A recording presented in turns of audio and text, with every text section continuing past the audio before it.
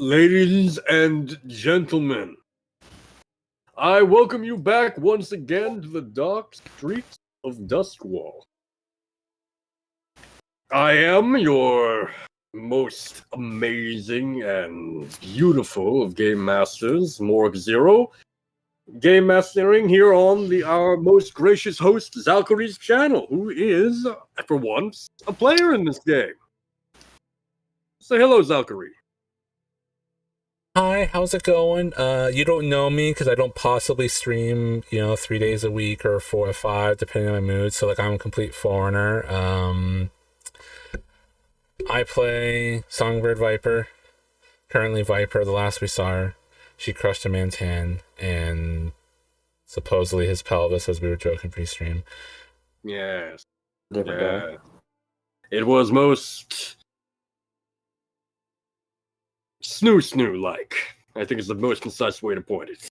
Now, that said, welcome back everyone once again. Currently we are down a player. Hopefully he will be joining us later tonight. I have not received full confirmation yet.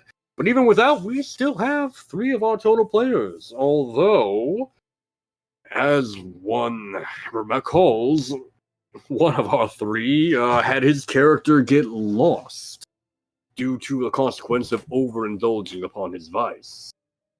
Yep. Now, we all know where our crew's lair is located. The abandoned little rail cars, sort of on the unknown little rail track there in the northeast corner of the docks. What we don't yet know is who his new character is, or who our mysterious new 4th player's character is. But as we open up tonight's episode and see the silhouettes of these 2 approaching the rail car, we are poised to find out. Gentlemen, would you care to introduce yourselves once again and describe your characters? Either order work.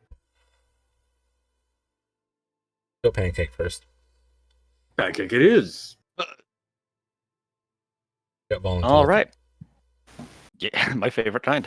I am Katsial, a monochrome man of mysterious origins and speech, who claims to be on a mystical journey of some manner. It's really not clear. But it made sense to him, so he clings to it rather sincerely. He's a very interesting man. Yes.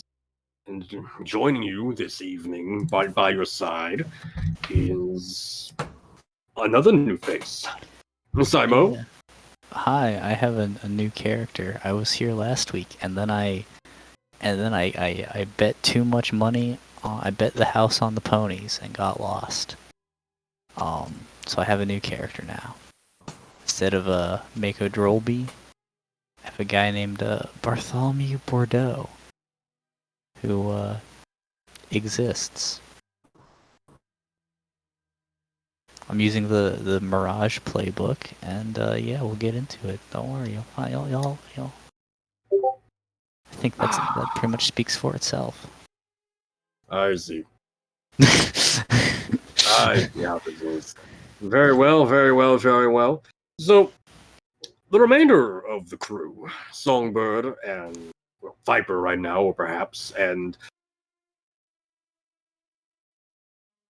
Rayford, excuse me, I forgot your name for a second there. You 2 are still located within your lair at this time, and you see these 2 on the approach. With you are, without doubt, Curls, what were their names? William and Theodore, the adepts of your disposal, and whether or not your thugs and new witch whisper strange hirelings, I suppose, your new cohorts, are along with you. Well, that's up to your discretion.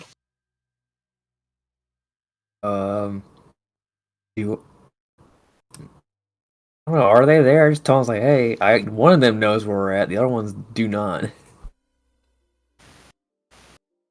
Yeah, one of them we were been expecting for a while. Like I think for Quetzal, I think Viper like sees them approach, but only really recognizes him. Mm-hmm. And he like just goes up, and she has like she's Viper, so she's got like in the pic here. I'll show it to the stream again.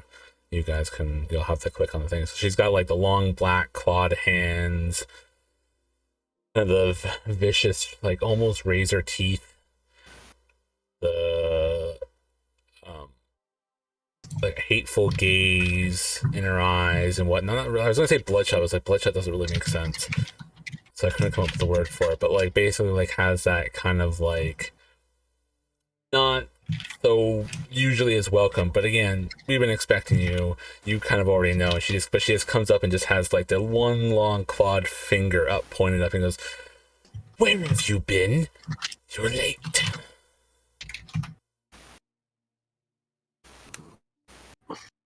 Quetzal kind of seems like one of those people where just nothing seems to bother him, and he seems more bored with the presence of Viper, but he doesn't immediately reply. But he does halt his presence for the moment and simply stands there as if waiting for her approval. See how she reacts to his admitted lateness, but...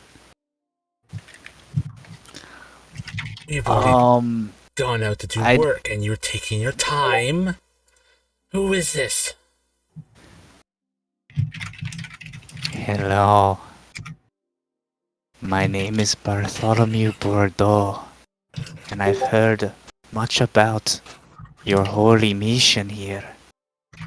I come on behalf of the god of laughter. Would you like to hear a joke? Deepy. Looks to this Bartholomew and looks back to the other. Where did you dig this one up? Quetzal just kind of takes this moment to kind of straighten out his scarf, which he kind of hangs around the front of his suit a little bit more like a tie, and just kind of nods slowly. Where the Red Mother wills, the Red Mother provides. I have heard much about your counsel from my god of laughter. I have come to represent him. Tell me, why do we tell actors to break a leg?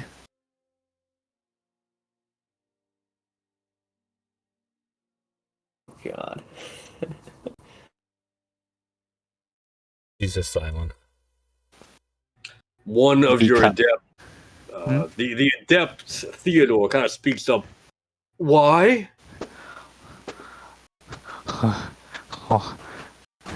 Because every play has a cast.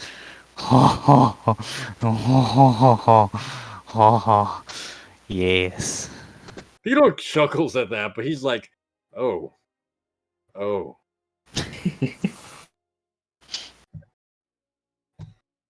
So are you? She turns over to the Bartholomew, clawed hands kind of like reaching out for him a little bit, but holds back from actually touching him.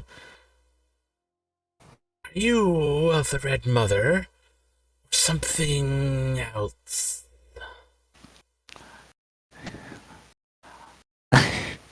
I am a representative of the god of laughter, and he wishes a place on the Harrowed Council.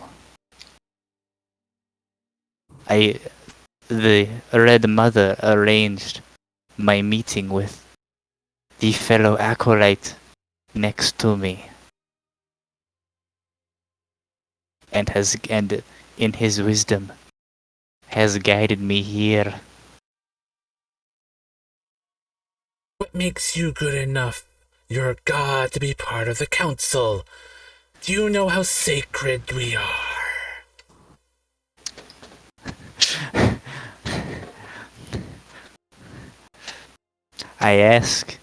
I say unto you, you should be careful with the words you speak. For questioning the god of laughter is no laughing matter. I they have bestowed upon me many visions, of which I have followed dutifully, that has led me here. Or what? They'll give me a punchline. Oh, I see you doubt the power of my lord. I eagerly look forward to hearing you laugh. He turns to Rayford.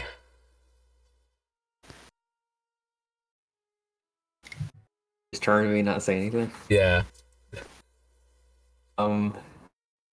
Still doing. He's always doing that nervous tick of his. He's like, well, I suppose laughter could bring many more to our council.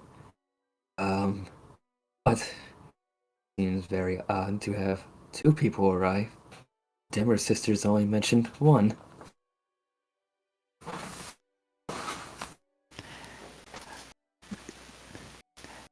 Tell me, man in the corner. You remind me of a saying. What sits at the bottom of the sea and twitches? What does? A nervous wreck. Hehehe. Kind of like sits there, like very confused, and then he just claps, and that's it.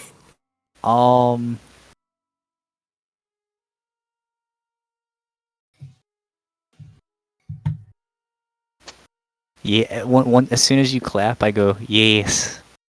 And I turn back to Songbird and I go, you see, my god walks among the common folk, and through me spreads his mirth.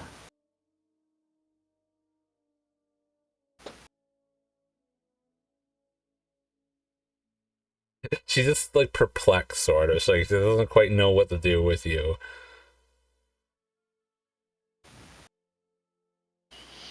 I see. Fine. We will tolerate you for now. Come, we'll fill you in on our recent activities.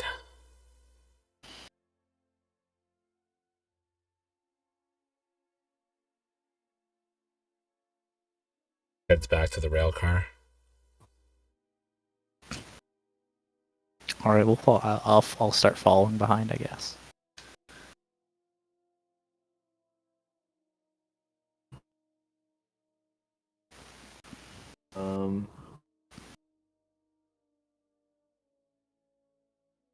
Question. So this coin stuff, we can spend that on like equipment for the whole crew, right? This Laren, right?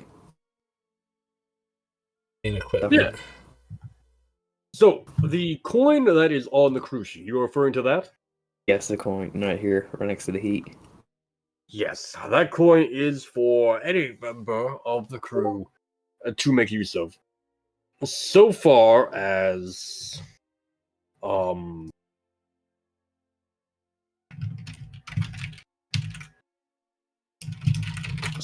it is agreed upon that, well, you know, I see. you can actually use it. Like, Yeah, I was gonna suggest.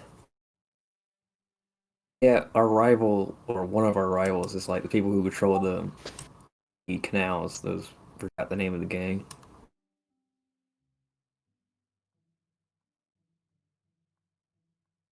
what are the rivals now? The ones that control the canals. I remember there's something to do with the The canals. gondoliers, yes. Yeah. Yes. Well, they don't control them in the sense that they have checkpoints or anything like that. It's more so they have all their presence is focused around the canals. If you're in a canal, your chances of running across the gondolier are pretty much 100%. I'll note that. I was gonna suggest we tell these guys to build a boat. Because the Dimmer sisters didn't mention them. Yes,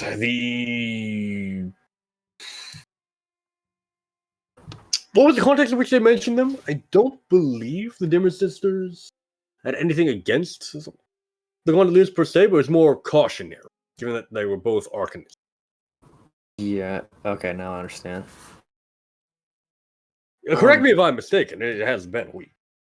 It's been a week. I just remember the Denver sisters predicting. You say Kitzel? You say your character's Yes. name? Yeah, They Ketsiel. they predicted your arrival, and they told me where to find more people like this weird witch lady who figured out our hidden lair Oh, somehow. that's right. Yeah, they pointed you towards. It wasn't they cautioned against you. It was pointing you towards the gondolier. Okay, now I understand. Somewhere in between. I think our goals lie in the water for our next sermon. There we go. That's a good word. We do have that abandoned ship, and Dimmer sisters kind of lent an ear to the canals.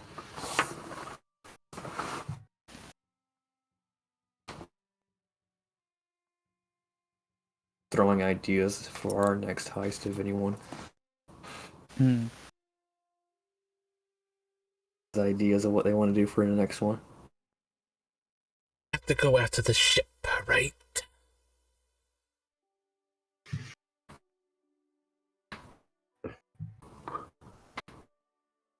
Yes, the ship is vacant and that needs a crew.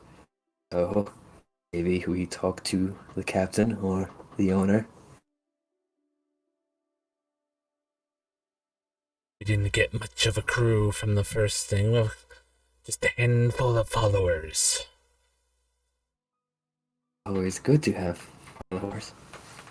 Need a crew. Where do we get such a crew to offer? I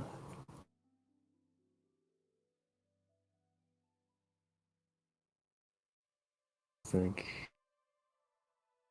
I can go and bother my contact again. Hey, we're back. We need the information you already told us.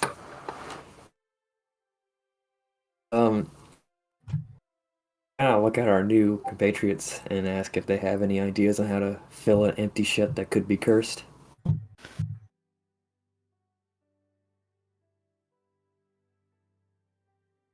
Well,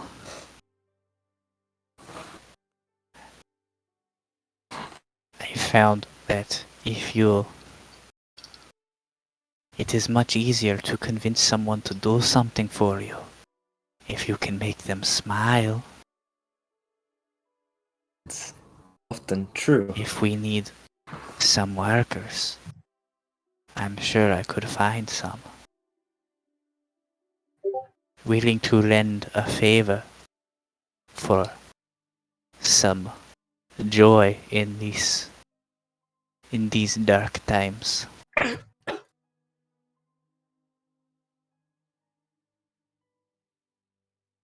Where can we find these people?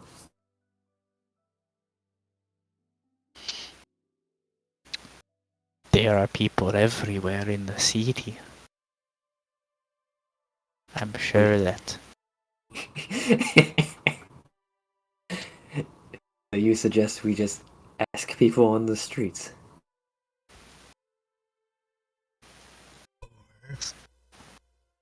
Viper, like maybe like what fruit would we have around here? I forget what fruits are common in Blades in the Dark because there's a lot of mushrooms and stuff like that. But like, we'll say like some sort of like orange fruit. There's a lot of that'll be a very sort of specialized import for sure. The most common foods you would have around in the docks, especially, would be fish. Bananas. That's like the cheapest fruit. Fish, perhaps some kind of ocean vegetable, like a literal sea cucumber. Void cucumber. Okay. Yeah, that's fine. All right. Yeah, I think she there's like maybe like a small little bin of void cucumbers that we have in our like food section of the rail car, which would basically just be one half of it or whatever. And she like stabs her finger through the void cucumber and like eats it off her finger like a shish kebab. As she comes back around to the group, and then she's like, "Why don't we do two things? We get rid of the ghosts on the ship for the captain, and to crew it, we disgrace another ship's, take their crew, offer them to the captain." My experience, sailors are very friendly. Etziel seems to nod at this suggestion. Kind of like slowly walks forward and makes his presence a little bit more known to the group at this point, and kind of just nods in affirmation. Souls are most easily progressed through violence. Promise them revenge, and they will move.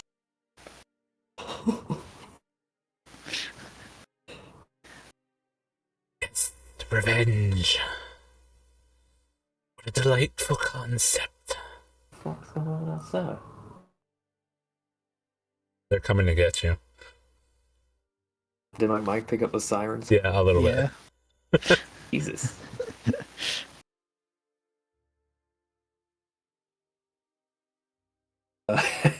I kind of gotta look at both of you. I'm like, let's not be too hasty. After all, we barely know these people. Actually, we never even met them. What do you mean, hasty? You calling me hasty? I guess they stop now. Well,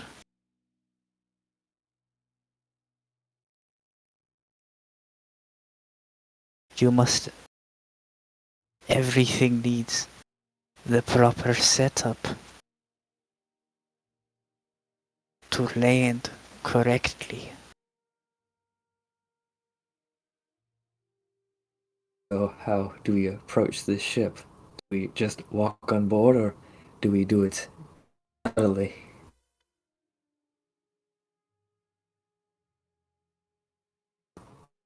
We offer to cleanse the boat.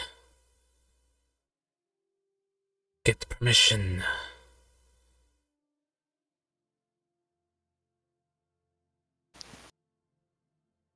Very well, let's... Anyone To know who save the... time, we could split up and have a few get the permission, and then the others could go ahead and start work on the cleansing. Jesus Christ. I am a people person. If you would like, I can go get the prerequisite permission to board the boat. I kind of look very... I get more nervous at that. I'm like, well, since we just met you, this will be very confusing. I would not worry about having just met me. Because But the laughing god guides my actions. I gotta pull out my makeshift Bible and do that thing where I hold the pages out to the light so I could read both pages at the same time. Trying to figure out if I see this in the book. Can I roll a tune to like appear in the book. So what is this supposed to be doing? Like attuning to my god to like be present in the book that Rayford is flipping through for references to the laughing god. Honestly, no, you don't have to. The laughing god is in there. Damn Oh. it. Where's Oh. Father Stockholm? Alright. Hear what he says. Kind of look up at you and like, oh. It's right here. If anyone else reads this book, it's just nonsense to them. Yes. Father Stockholm knows Laughing God very well. He knows. It is written out in the play of life. Rayford Stockholm. We are all just actors in the grand comedy. Terry, what? I forgot my god's name. Why did I give it an S name?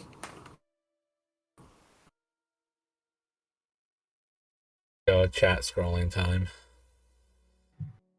Your god, I believe, was Father Centaurus?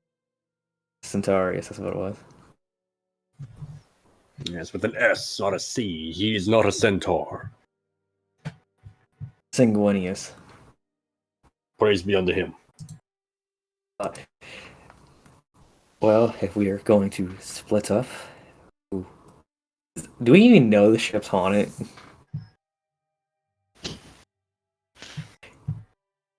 We just know there's just something weird about it. It can be safely inferred, perhaps, yes. Is there anything in Duskfall that isn't haunted? Very Good hard point. to say. The ship you're referring to, though, you're referring to the LHS Mercurial, correct? Yes, the one that you had in the introduction. Yes, that's what I thought. Okay, I just wanted to make sure I was understanding you correctly there.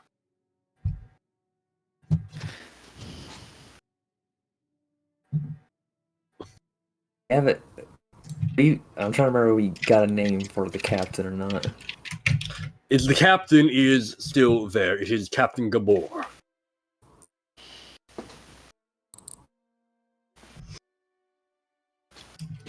Is he on the ship? Yes. Oh, then there's no reason to split up. We're all going to the ship. What do you Oh, want to do? then it seems the joke has been played on me. Or we can talk to our noble friend and see if he can give us other ways to.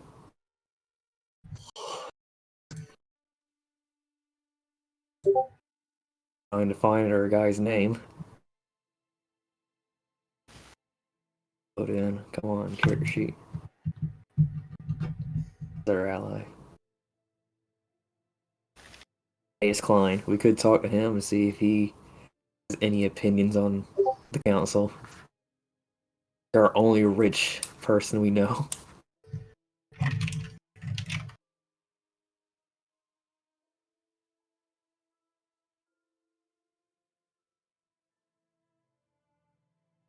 You're referring to your crew contact. Yes, Mr. Let me pull that back up. I just had it open, didn't I? Mattias There we are. Klein. Mattias Klein, a noble. Am I correct? Yes. Are nobles usually rich in this world, or is this just a title thing? Oh, nobles are absolutely rich as well. It's a varying degree of richness that typically scales with how noble you are in this world. Mattias Klein is. Let me check my notes here. Where did I write my notes down on him?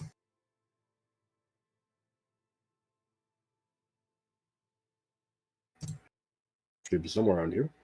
Here we are. Yes, Mattias Klein is a. The Klein house is a vassal house to the Strangford house,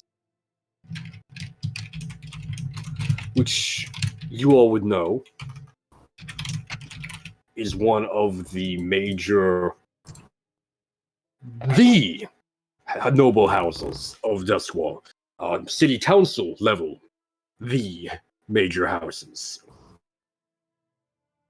Of all the nobles throughout Duskwall, they're the ones that truly call the shots. Families like Mattias Klein are mostly hangers-on and courtiers to them.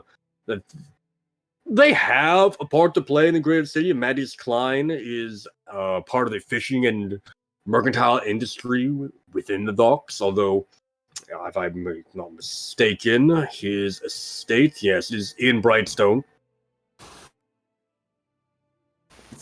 But he makes his money via your district, essentially.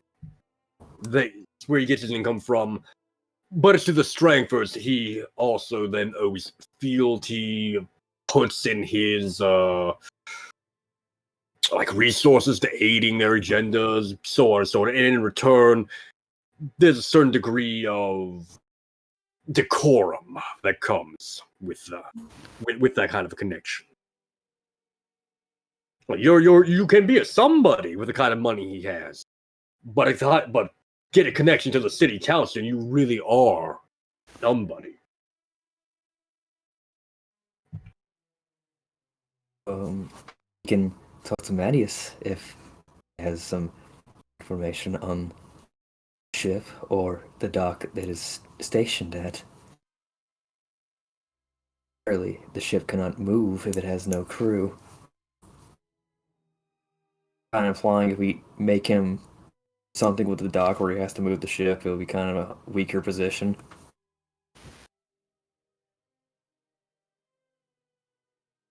Sorry, repeat that? I'm trying to suggest that if we have him to do something with the dock or the ship stationed at to make it move, and since there's no crew, it can't move, we'll be in a weaker position to listen to us.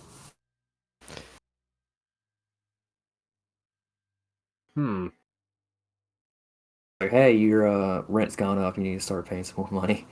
And also, it's now. Potentially. Driving the price of the dock up for a stationary ship will kind of be an insight to be like, hey, you need to move.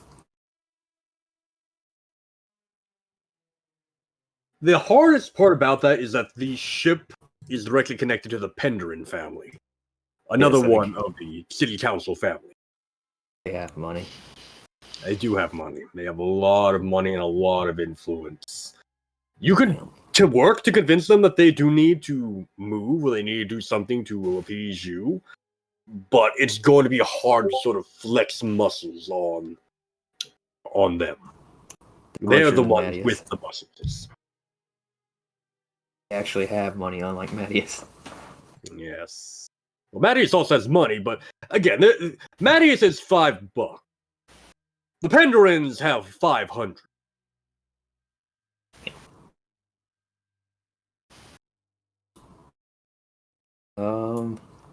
Sure. Or we could just talk to our followers. I'm just throwing suggestions on what we should do.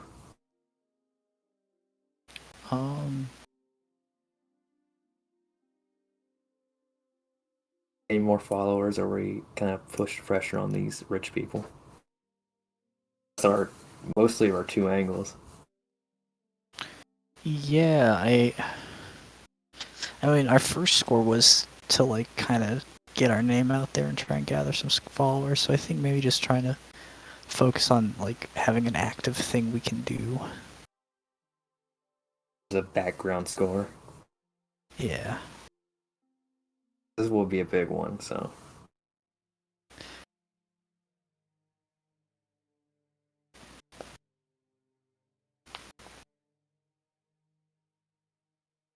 Or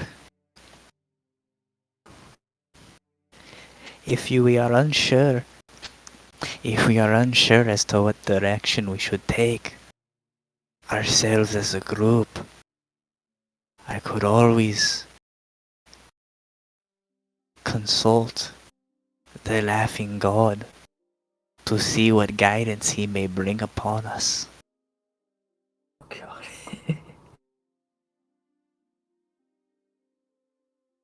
Well, it's always good to hear from the council directly. Yes.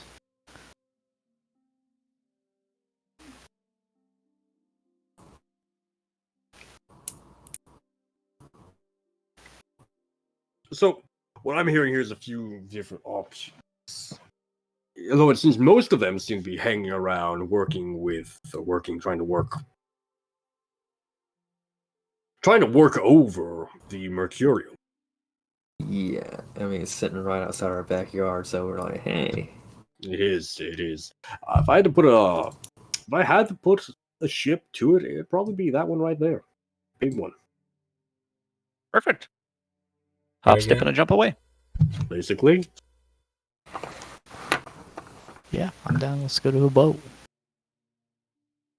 I mean, there's no one on it, so no one can stop us. Let's go to the boat. Yes.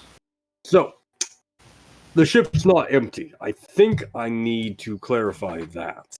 It is crewed. It's just that it is understaffed, essentially. But we're talking a Leviathan hunt. This isn't a matter of 50 crew. This is a matter of 200 plus crew members needed to run this thing. And there's like barely anyone on it now. If I had to give a specific number to it, I'd say you're looking at maybe 75 to 80. Wow, that's still a lot of people on it though. Yes. But it's a rather large vessel, so spread out over that all, it's not Okay. as thick as you would think. Correct me if I'm wrong. Like, it's a lot of people, sure, but it's spread out over a pretty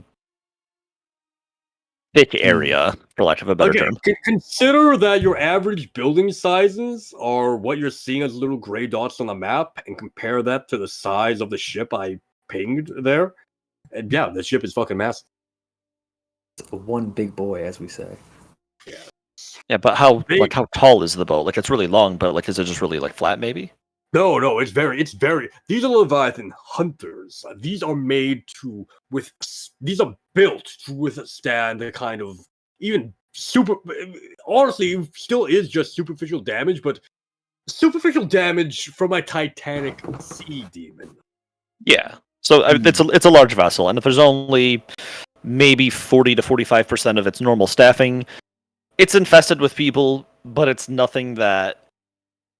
It's not so much that you wouldn't be able to do anything about it, basically. Yeah, no, if you want to try and sneak around, you can definitely try and sneak around. The question is, again, what are you attempting to get out of this ship? I do recall some idea of influencing sailors that were going on to the boat being in discussion, maybe not on stream, but off of it at one point. Yeah, it was to kind of convince the sailors to be like, yeah, I like the council, yeah. And they go to other nations and they kind of spread it like a virus. Exactly. They spread it amongst the crew from there. Yeah. So maybe later on people will come and say, well, we need to find the starting ground of the council. I want to be part of this too. Precisely. Yes. All right. Very nice. Yes. And there are several ways to go about that. You could attempt to convince people, or perhaps you could simply set some sort of arcane lure on the ship to influence people more subtly. Like, we have one of our crew members talking about visions and dreams. After all, Sailors are a superstitious lot, given. Precisely. So the people we have, they call it the E. Guys are mechanics, right? They build stuff, right? Let me have a look here. I have to remind myself as well. See their sheet. Yes. Theodore and William. They were tinkerers. Yes, that's how we describe them. Can I ask them to build little medallions or whatever? Like, equivalent, can they make crosses to fit our religion? Stuff to hand out. Sounds... Easy task, but This would be a downtime action. Oh, Be a downtime action. Yes, you're looking at getting into the inventing rules, almost, it sounds like. Okay. I'll do that later then. Thought this would be a flashback thing. Well, technically, it can be both. Here's the thing. Something we did cross over, I think, last session. But you can spend coin for additional downtime.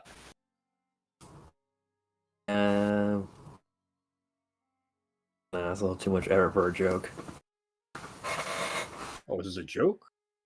I mean, kinda. It's just if you have a guy with a face that's like shape shifting all the time, hands you a little metal thing saying "This will save you" and walks away, I'm pretty sure people are gonna be like, "What the fuck is this?" Ah, I see the plan here. It's just like, hey, just getting the stuff out instead of like crappy little pamphlets. It's actual metal. Is like an actual physical thing you can hold on to. What was the info we got from the Sailor's Rest lady again? Just what gave us the ex-cons or whatever. She pointed you. She pointed you in the direction of the Soothing Eve, if I remember correctly. Yeah, okay, so she started that. He also said something about the ship being like broke, or that was a joke, or it was like it was in this little bind where they couldn't get people on it. Right. All right. Yeah, I think a Viper eventually leaves the meeting and is going to head to the Sailor's Rest. Okay. Yeah. It's still we'll tune in with her a second. Is there anything else the rest of you are taking care of at the lair? At the lair. Or anywhere. I'm probably going. My contact out of prison yet? Your jailbird? My jailbird friend. Not yet, no, but I'll tell you what. Let me do a thing here. Our clock. Yes, precisely. I shall begin a clock for him to get out of prison. I'll set that right here. Perfect. We'll call this Harker is released. For season 2.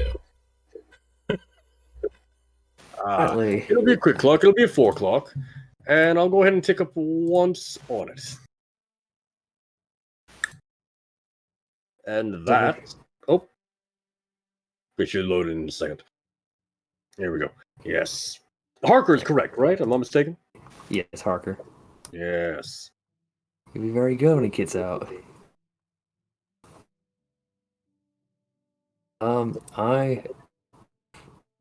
There is just my because this was the lady who was in charge of the Sailor's Rest with my contacts. I'm guessing everyone has her in their contacts now.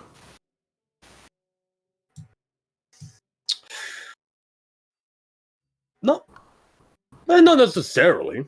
Like perhaps they could, perhaps they couldn't. It all depends on whether or not they feel they made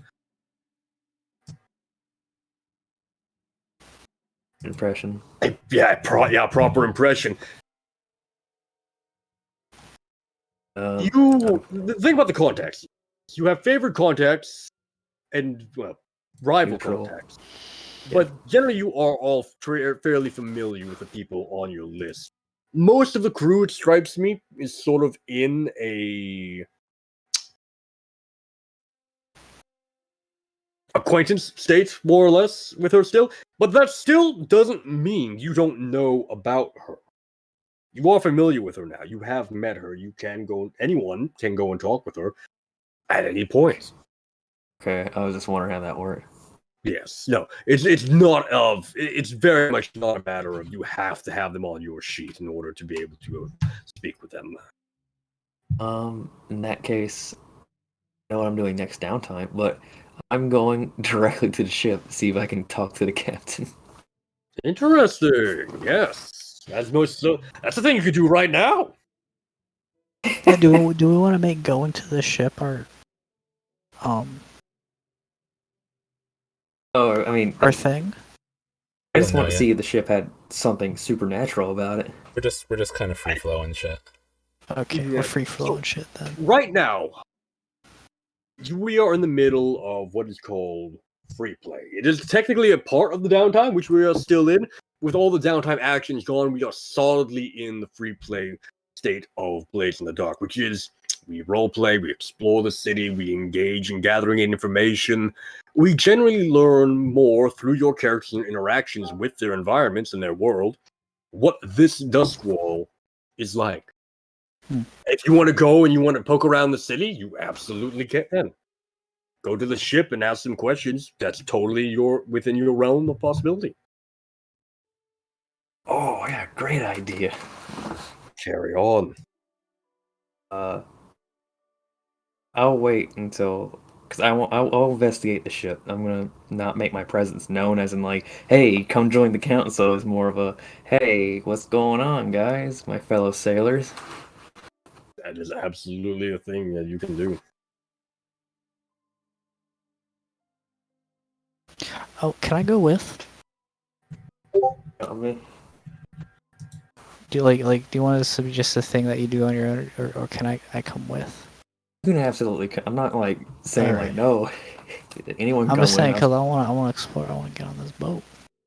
yeah, because I'm just kind of like throwing it out there because I want to be on the boat. There's a third. I would be very interested in partaking as well. Let's all get on the boat and turn this into a pirate game. Yes. Hunt Leviathans now. Yeah. There is a game for that in the Blades in the Dark universe. Jesus Christ. Is there? I think we talked about it, but we never made it because we wanted to import scum stuff over the Blades. Oh no! That's my project. That's for the Dagger Isles. We will talk about that one day in the future. I have rest assured. But no, there is an official Leviathan Hunter expansion for Blades in the Dark.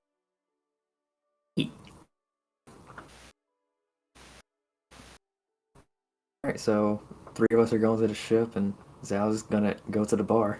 Yep. Your revenge on the sailors. Perfectly I think- balanced, as all things should be. Yeah. Well, technically, there are 2 people who are to the bar, so No, it's 3 and No. 1. technically it's 2 Yeah, and well. 3. Always talk about your character split personality. Oh, but yeah. Yeah, jokes I honestly, I thought you'd pick on that faster. Regardless, I think we will focus on Songbird and Viper for the moment being. So, well, I suppose I just called you Zal for now. Zal, when your character arrives at the Sailor's Rest, she basically sees the same scene that you all saw last time. It's noisy, but it's not overly rowdy. This time, though, you do see Clyra right at the bar. There is a sailor or two that attempts to get handsy with you, but I'm just going to kind of assume you put them, you deal with them appropriately. Appropriately, air quotes. Yeah, they probably get handsy and like place their hand on her rear end or whatever, and then she like maybe like lets it happen for a second, and then does the like she slides her hand down his arm, like they do the thing that lovers do when they knit their hands together side by side, but obviously because her hand's still a bunch of claws and that are basically like almost bladed. You probably the guy's just like, oh wow, this is going in a direction. Oh my god, what the hell is this? And you see this hand just like reflectively like jolt back before anything bad happens. Yes. The second one to do that raises a bit more of a fuss. Okay, hell, what is you having on your hands? That's when Clyra looks up and sees you. And she just kind of frowns in your direction, recognizing you right away. You don't like to play it rough. What good are you? What type of sailor cannot handle a woman with some bite? You see him almost hyperventilating. Like, there's something that's happened to him in his past that you've pulled up something in his mind here. And his buddy's like trying to usher him away, trying to get between you and him. Meanwhile, Clyra is coming around from behind the bar, wiping her hands off with a towel. All right, you're back. Did you miss us? Are you here to torment my customers? Do you have something else in mind? And to answer your question, I haven't thought about you much. Oh, what a shame. We're not memorable enough for you. I'm sure that will change. If you keep harassing the patrons, you might. Maybe if they'd get their hands off the merchandise. She kind of chuckles at that, smiles. Okay, fair enough. Suppose you want to talk in private? If you want. Yeah. Yeah. Oh, yeah, she nods and, like, motions for you to follow her and basically take you back to the same office you spoke last time. The blood stain that was on the floor that you remember seeing last time seems to be fresher now and somewhat more splotchy.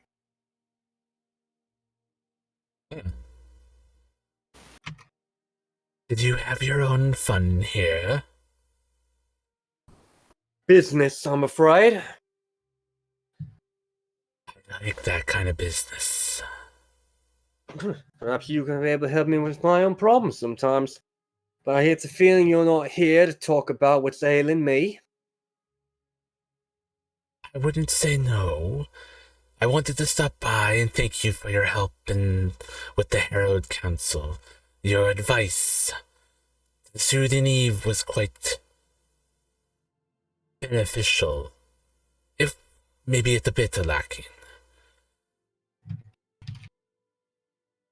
She nods. Lacking in what regard? They were a lot more stubborn than I was led to believe. They couldn't handle a maiden, so they ended up getting the mistress. She kind of looks you over, and you know she's trying to study you, trying to figure out what this is about, because you look familiar. You still look mostly like you. I'm just kind of assuming about your character. Yeah. But the tone in your voice has changed and whatnot.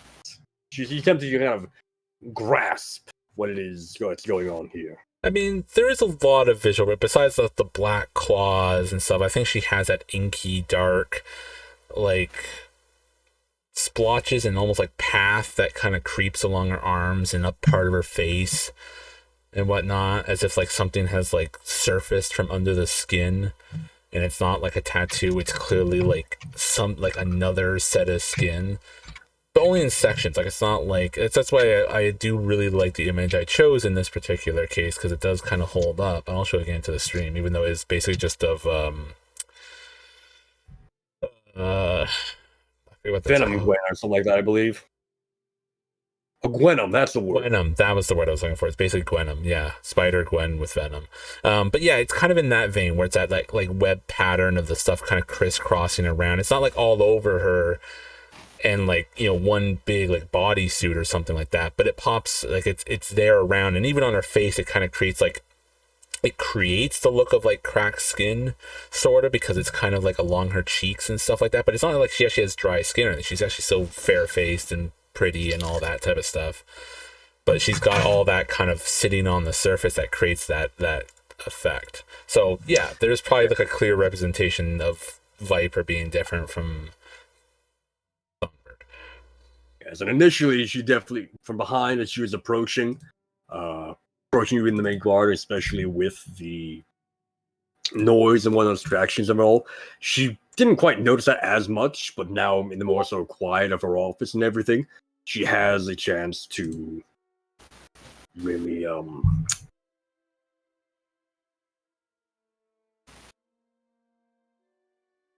like I said, study you essentially and realize, yeah, no, the differences are adding up here. And unless you want to try and countermand her efforts here in any sort of way, she has a good chance of putting things together, I think. I don't think I have any reason to resist that. So no, yeah, she can try. Yeah.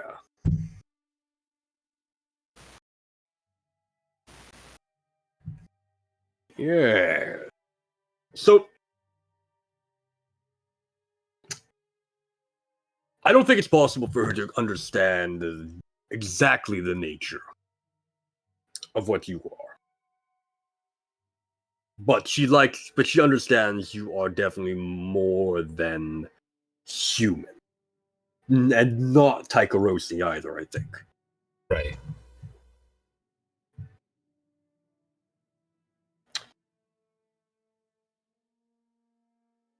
I see. And I'm talking to the mistress now, I'm guessing? Hello.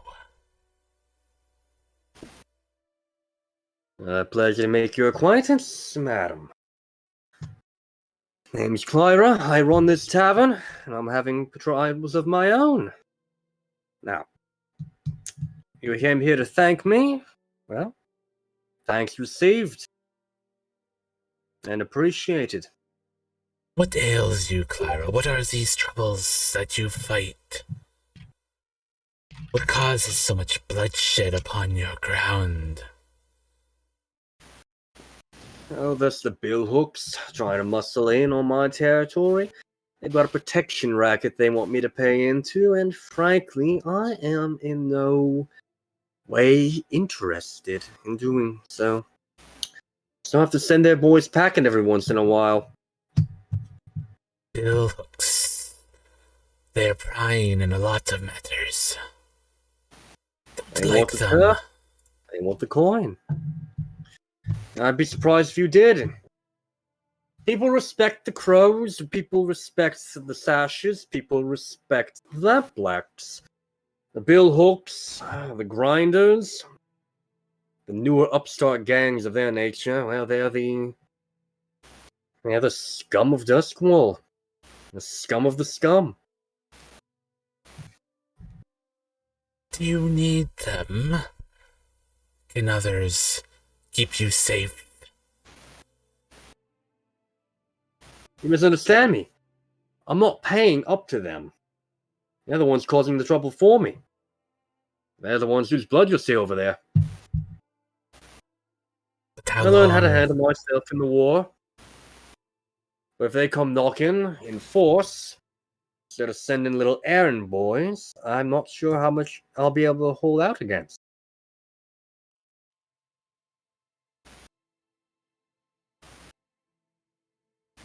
Wouldn't that be interesting? I think perhaps we can work together then. I've heard your reputation before. Brutal, if I'm not mistaken. I would be curious in knowing just how brutal you can be. How about a trade? I'm listening. You want the billhooks off your back? We need more voices to bring those in need to the Herald Council. Those that need faith, guidance.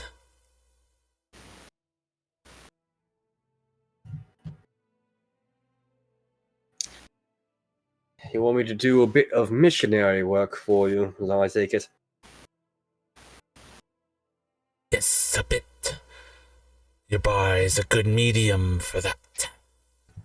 Anybody you turn and stir to our ways be great.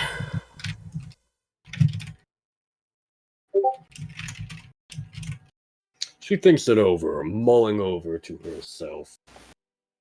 Fingers rapping against her table as she does.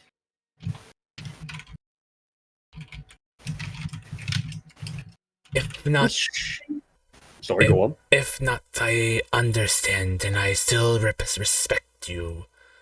We are strong women and can't be pushed down by anybody. But sometimes Scratching each other's back is good for unity. You're right. And at the moment, I'm in a position to refuse. But I don't think that moment is going to last for very long. Consider it a deal, Mistress. You deal with the ill hooks, and I'll send some folks your way as I can. Very good.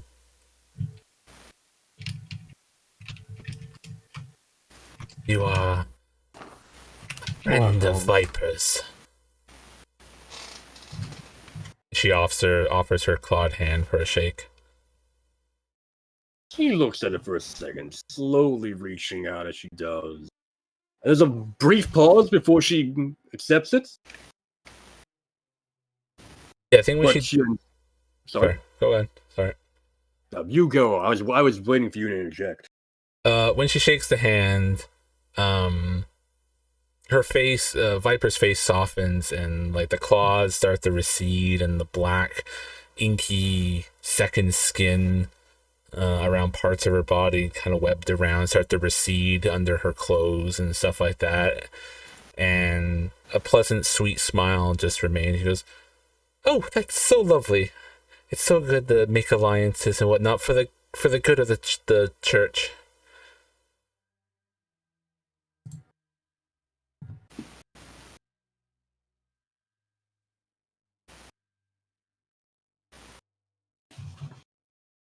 Glider is like regarding your character again here, like over the course of this entire process. But I think again, just sort of relents into a nod. Indeed. I suppose I'll be hearing back from you then after you've done something about them. Oh, certainly. It may take a little bit of time, but I shan't be too long. I wouldn't want you to have to make more of a mess of this delightful abode of yours. No, call it a rush, and still it is. Oh, I understand. Time is still important to you. Eventually they'll be here knocking on the door, but no worries, we won't let that happen. That is appreciated, Miss Songbird. I think it's what you said was last time. Oh, yes, correct. Thank you for remembering me. You're very sweet.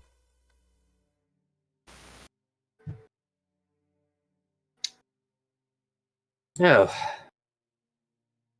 is there anything then I can help the two of you with? Well, I'm not really in a rush to get back. I suppose we could have a drink. Assuming that the others don't bring out the worst in me again. Looks back to the buzzing, rowdy bar. She nods, and I think she'll produce some stuff back here, offer you some probably fine wine, really, from little glasses here and there, and sort of toasts to you. Offers you a toast while in her office, and as that toast is either made or before it is made, we cut away to our group of three. Gentlemen, how are you approaching the material?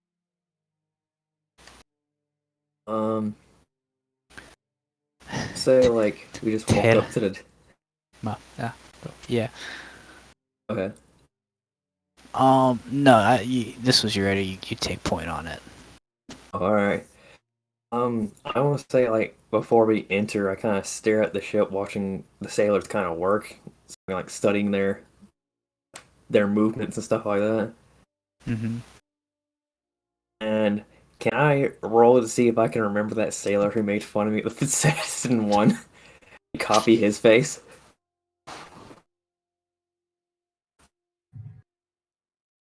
Sailor that made fun of you. Yeah, the one who's I was like insulting. Yeah, I recall him. Yes. Yeah. Yeah. You can wrap that into like whatever your initial like. So after you do his face, what is it you plan on doing here? I was gonna walk on up to the thing and see if anyone recognizes him first, and then kind of keep that aesthetic of like, yeah, I'm a sailor. I like it. I like it. I like it. Definitely now. I would call that a consort role myself, attempting to schmooze into the local culture and whatnot. Yes, feel free to do so, and that's all. And if I remember correctly, you want to push yourself to activate your special ability. Yes. That'll be an extra dice. That would be extra dice or extra effect if you prefer. What's my position? Position. I think I'll have to call. I'm afraid I might have to call this. I think I have to call this desperate. Damn. Yes. Desperate. But you do That's have about the only thing I remember. Desperate is good. Depends on your point of view. Depends on your point of view. Okay. Does it sound good? Desperate, always good. Number one rule of Blades in the Dark. So, desperate, and because you are using your demon face ability, which I will remind the audience of its effect, since it is somewhat unique. Your potency in this situation, I think it would put you up at great effect. They are looking for crew members, and here is a potential crew member. He's already a part of the crew. Unless he is already part of the crew, you are correct. And dice 1 or just 0? A bonus dice would be 1, yes. From you pushing yourself. Be sure to mark 2 stress as well. Very nice, very nice. That is...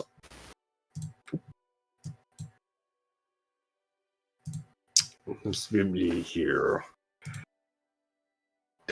You succeeded, first and foremost, which is very important, but there is still a desperate consequence to contend with here. Oh god. And I think what that consequence is going to end up being is you are spotted by... there's a technical sailing term for it. I think it's bosun is the word. They're not the captain, but they're sort of like a crewman rank. Make sure everyone's where they're supposed to be on the ship. Boatsman. I think so. I chat or someone in the future will correct me if I'm wrong, and I'll look it up myself. But if I recall, boatsman or his first mate or something like that. Boatsman. This essentially the taskmaster of the crew does make an approach on you. Oi, you there! Lawrence, what the hell are you doing topside? Kind of look at him and then, gonna, what's a sailor's rest? Get up drunk. Somewhat weirdly out of phrase way to say that. Sneaking off ship during your... I'm sorry, but sneaking off ship during your shift. Oh, that ain't gonna be good for you, Lawrence. You know how Captain Gabor handles wayward soldiers, sailors? And who's this lot with you now? Oh, these are my drinking pals, friend. Drinking pals. Not only are you wandering off, getting drunk in the middle of your shift, you're bringing back folks that ain't even on the ship. And what do you two do? Hey, hello. My name is Bartholomew Bordeaux. I am what you could consider the comic performer. I am a representative. All right, shut up. I don't very well No. care. And you, I will inform you. pale man. What's your business? Catziel kind of takes a step forward and ever so slightly bows in a very respectful manner. Forgive us for the delay. Your comrade informed us of unnatural disturbances within your vessel, perhaps it is in your best interest to let us have a look around, good sir. And you see a flash of something across this man's face. As he's like glares down at Lawrence. It's not like. It's not accusatory. Well, not entirely accusatory. It's a mixture of a few different emotions that you can't quite make out at a raw glance. Guys. Can I roll to consort with him to get him to like me?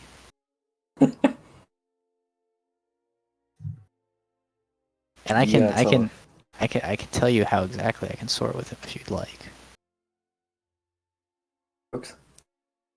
It'd be Oh more of my. a sway roll, I think, to try and get him to like you. No, I'm consorting with him. I'm being his pal.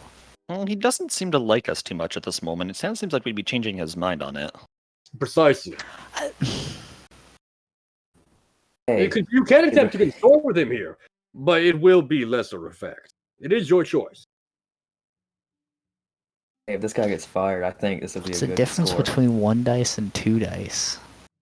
Technically, there's a difference between 0 dice and 2 dice, but How's the difference between 0 dice and 2 dice? I'm looking at your character sheet. No, I have 1 and... Oh yeah, no. I'm gonna try to consort, because I thought that consort was like the thing where you're trying to be buddy with people, and sway is like a negotiation thing. Sway's changing people's mind. Yeah, And so right it's like now, a negotiation thing. Consort is like to, like... So, specifically, Alright. consort is work through your heritage, background, friends, or rivals to gain to gain access to resources, information, people, or places. It's plying connections. It is being buddy. Okay. And listen. Can I change my character stats then? Because I was under the wrong impression on what skills did what. As long as you aren't. Nope. I'm pretty sure. Yeah, This as is long legal. as you aren't violating what your Mirage is, the Mirage's starting stats are, feel free. I'm pretty sure. I I'm will not. say though, for your character, consort does make a lot more sense, I think. Well, actually, No, if consort yeah, is you are- about you are correct. using You are connections and stuff, then that's not him. If he's You are doing correct. sway, then he's okay. So I'm gonna Fair do enough. sway then, I guess, to get him to like me. Okay. I'm gonna look at him. I'm gonna be like, tell me. First, what is your name?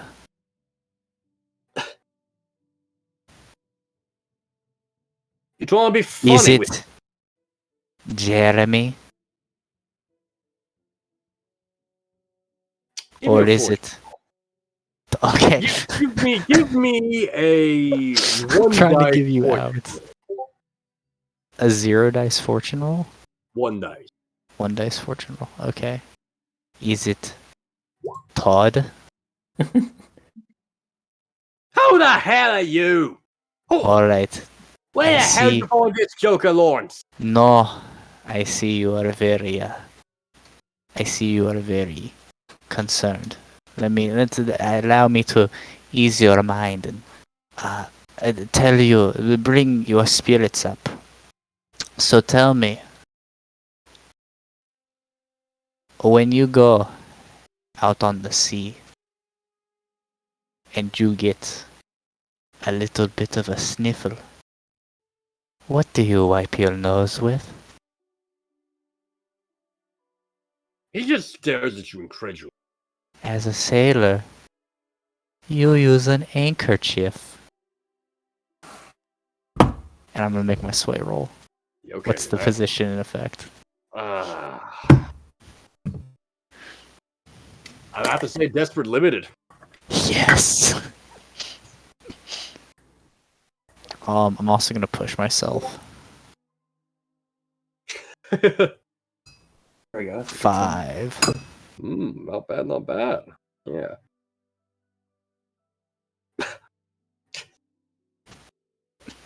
I called you a joker, and here you are. Oh, God. I was very open with you that I was an entertainer, my friend. So you are, so you are. Well, congratulations, you told a funny joke.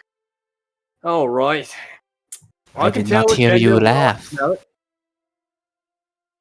I can tell Gender when I smell it. You seem like he was cracking a grin when you said that joke. Oh.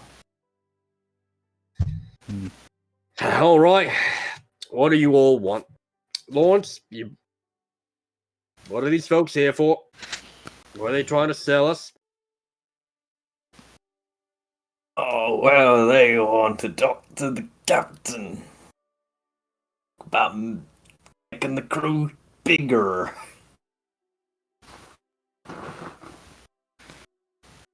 Look like press gangers to me. Certainly not one of ours.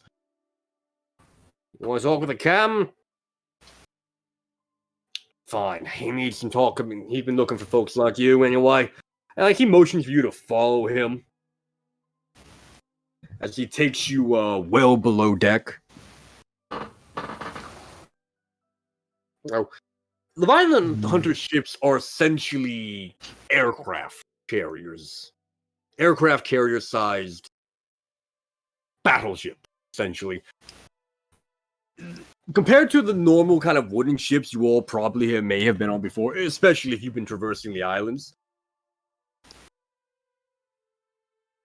this is a far cry animal. The moment you go below deck, you are greeted by the barely muffled sound of pumping pistons, grinding gears, and hissing steam, and it only gets louder the further you go in. The lights are glow with an electroplasmic blue all throughout the ship, blinking and hissing and whirring and casting eerie shadows that seem to flicker in strange directions. And it is essentially a maze below deck.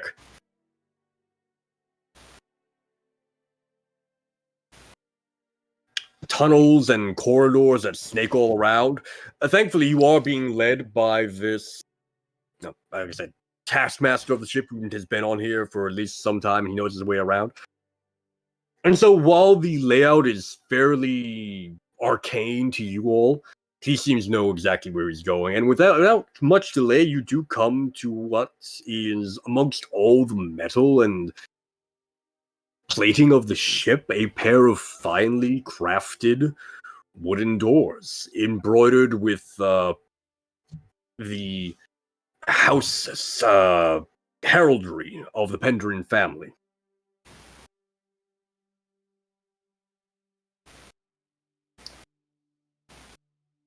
And the taskmaster steps up to it and knocks on the door. Captain Gabor, we've got some press gangers here to speak with you. None of ours. Let them in. And with that kind of muffled response from behind the door, the man you're talking to nods you over, steps aside, and motions for you to head on inside.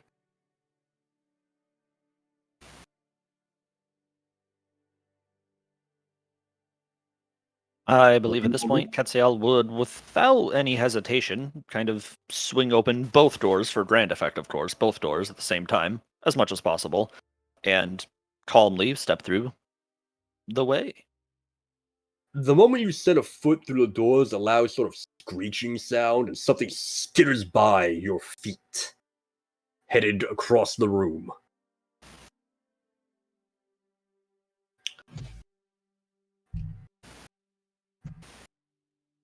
Ketsiel doesn't react, I don't think. There's maybe a slight pause to his step, but then he picks up where he left off and continues inside. Yes. The shape is darted over into the shadows one corner, but you can see it moving across, like, essentially the sides of the room through the darkness, back towards where the far wall away from you all, where at a, again, very ornate wooden desk, a very pale but sturdy looking wood, carved with all sorts of oceanic symmetry. We're talking fish, sharks, tentacled beasts, sort of things typically seen in sailors' tattoos. And behind the desk sits a Neruvian man with a long black beard, wearing very fine sailor's garb. His eyes are a piercing amber, and he is currently smoking on a long, it's not a, it's a hookah, is essentially what it is. Look at a hookah. Yeah, he has a hookah. The body of which is fashioned into a serpentine shape, is with essentially the inner glass of the hookah being held within the snake's mouth. He's puffing away, letting smoke billow out of his mouth. And he just sort of lets you approach as the shadow climbs up onto his shoulder and just sort of ends up sitting there. Is the Taskmaster still in the room? No, he did not step inside at all. I'm gonna shut the doors, just us four in that room, the captain, us three, and whatever the hell that thing was in the room. I'm sorry, repeat that? I want to shut the door so it's just us four in here, and whatever that thing was crawling in the corner. Yes, that thing crawling in the corner is, again, like I said, now sitting on Captain Gabor's shoulder. I'm just gonna get this guy fired on the way out. Oh my god. Had it coming. True. So I'm pretty sure the captain doesn't really. Does the captain recognize Lawrence? No, not. He doesn't know you from Adam. Essentially, you're a grunt on his ship. Perfect. As the door's shut, I kind of relax a little bit and let my face. I start to drift apart and approach the captain, and I'm like, "Hello, Captain." He nods at you. You are the one of mine. No, there's misconception. That was just a way to get on the ship. We want to talk to you, a very important man. I do not respect subterfuge of this nature, deceptions. If you are attempting to lie to me to come meet me, why should I trust anything you have to say? Oh, well, the man I chose was not a very trustworthy man. But I do have to say that it would have been much more difficult to just wander upon your ship and walk directly into your room. It should be. We mean you no harm. Just wanted to ask if you needed assistance. And what assistance can snakes such as you provide? I think at this point, Cancel would. Oh, go ahead. I was gonna say, well, you seem very fond of snakes because of hookah pipe. All right, go for it. But what were you gonna say? Oh, I was gonna have Quetzal try to step forward and try to take control of the conversation and steer it in a slightly different direction here, but I mean, if that's gonna be I was gonna use that as a throwaway line, but that depends on the GM if he wants. But that was just a throwaway line. Well, you say that, and Gabor doesn't react. He just sort of gives you a blank stare, as if to say, "So," or is that really all you have to say? all right. So I think at that point, Quetzal steps forward a little bit, and again, kind of gives a slight, respectful bow without going too far, but he still kind of, again, pays a little bit of homage to the captain. Forgive us, sir. However, no other option was available to us. To this end, I could not help but notice your ship seems a bit empty these days. Perhaps we could offer you assistance in this regard. Tell us what ails you, and we shall assist you. You wish to know tales, the material. If you know it is empty, you have no doubt heard what they are saying on the street. We are unable to bring in recruits. How is it you can offer us aid in this? We are men of many talents, good sir. Many talents. These talents are so far infiltration, lies, and recruitment. You think these can help me with my problem? The way he lingers. Hello, the captain. Hello. My name is Bartholomew Bordeaux, and I think you are thinking about this in the wrong manner. You see, there, um,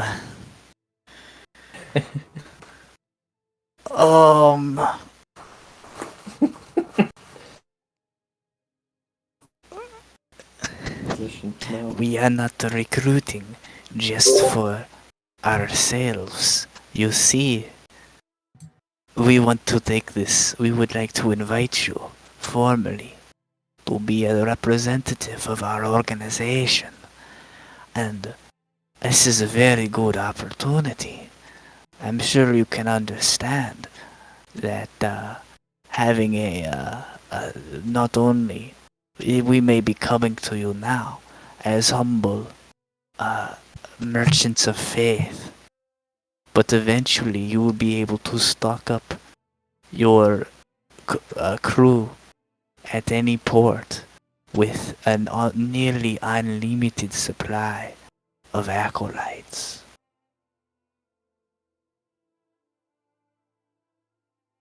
So you see, we do not come just for our benefit, but we come to offer a chance to extend an arm of cooperation in these difficult times for us all.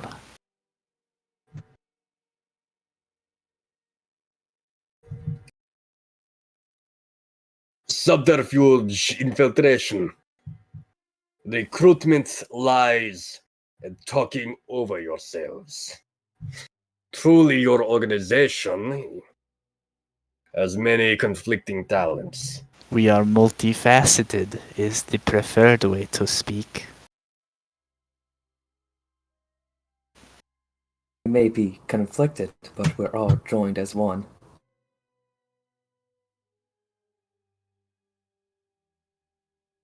And use a blink the police. You'll help my employers get the crew they need. Certainly.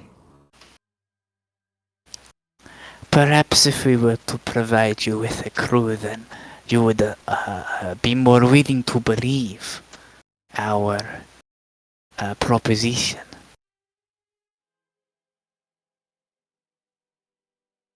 And what is this proposition? You've spoken in riddles, half words.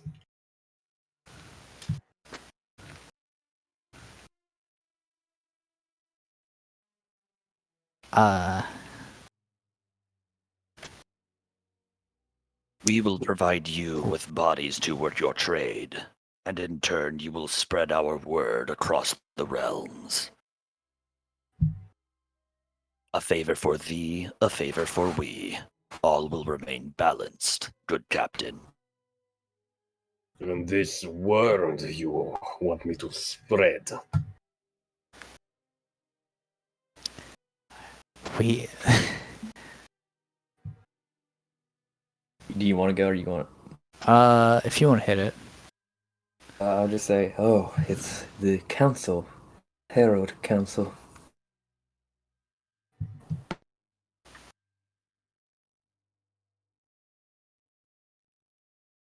Gods. Yes. Pagan gods. Oh, no, sir. These are no pagans.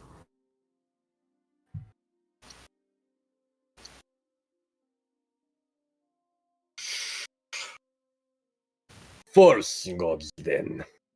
Oh, Who are we you to can judge what believe in the I assure you, Captain, the laughing god is very real. As I have seen, there is but one god. God, no. Plans are always ruined by religion. Where? perhaps your eyes are a slight more closed than you would believe? How many people are in the room? It is just the four of you. Damn. I'm gonna. I gotta The joke. room is fairly ornate. What? Quick decorated. question. What is the thing on its shoulder? Would you like to give it the thing on its shoulder? Would you like to give it a quick study to find out? I gotta study where the hell this thing is. It is a sphinx. Not so much where it is, but what it is. It seems to look just like a ball of shadow as far as you can see at a glance. It will be a fortune roll, though. Don't worry. Come on, character sheet, load faster. Finally. So study, and then the fortune roll. My effect. Standard effect. Fortune effect doesn't really apply to fortune. Okay, yeah. So you do recognize this creature, but perhaps you've read about it before. Is it from Tekaros? No, it is an Eruvian beast. Damn it. It is called an ash rat. Though it has more in common with what we in the real world would all call a rabbit. A rabbit on his shoulder.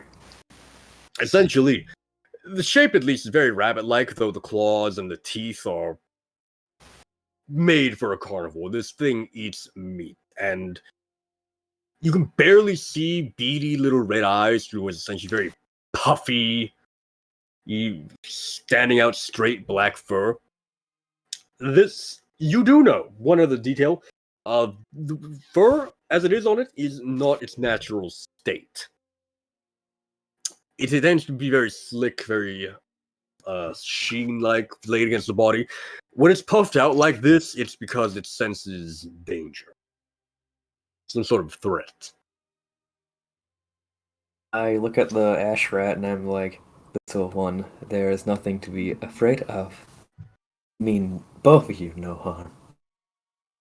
Unless there's something bothering it. And I'll look at the captain as I say that bothering part.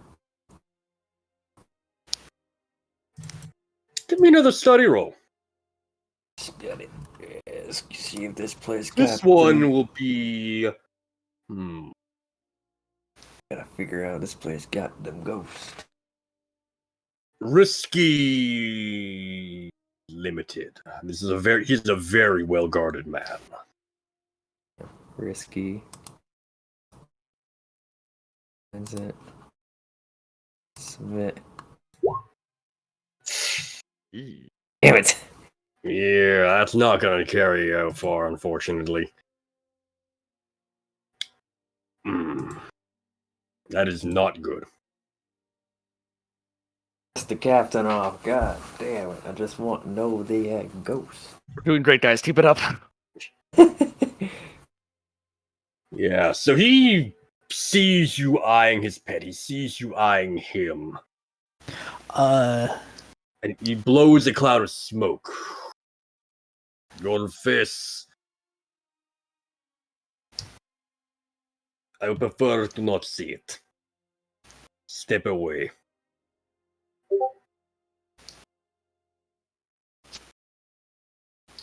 I step away. I'm like, very well, sir, if that will ease your troubles.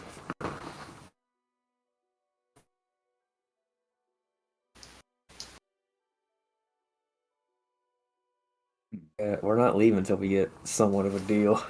All right. Well, Yeah, let's see. I'd like He's to. not. Can I? Go ahead. Excuse me, Captain Greybone. Perhaps, you would be interested in. Perhaps you would find some solace in a joke. As you'll know, humor is the gateway to all the wonders of life. He takes another drag of the hookah. Tell me, Doesn't stop you.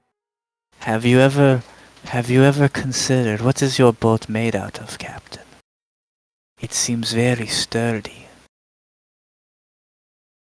He does not give you an answer. Well, Don't insult the man's boat. you see, you are a man of the sea. You know your boat in and out, I'm sure. But have you ever considered creating a boat, having one built out of stone? Well, you probably have not. And let me just get ahead of your mind right now. Because if you were to try and make a boat out of stone, you would surely have quite a hardship.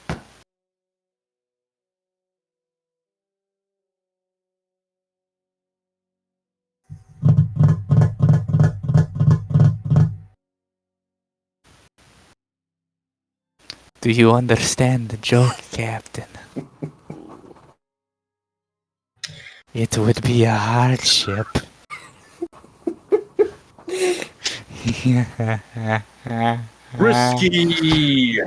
Risky limited. This man's an asshole. Does this man have no joy in his life? I'm gonna This push is myself again. This is the best cult.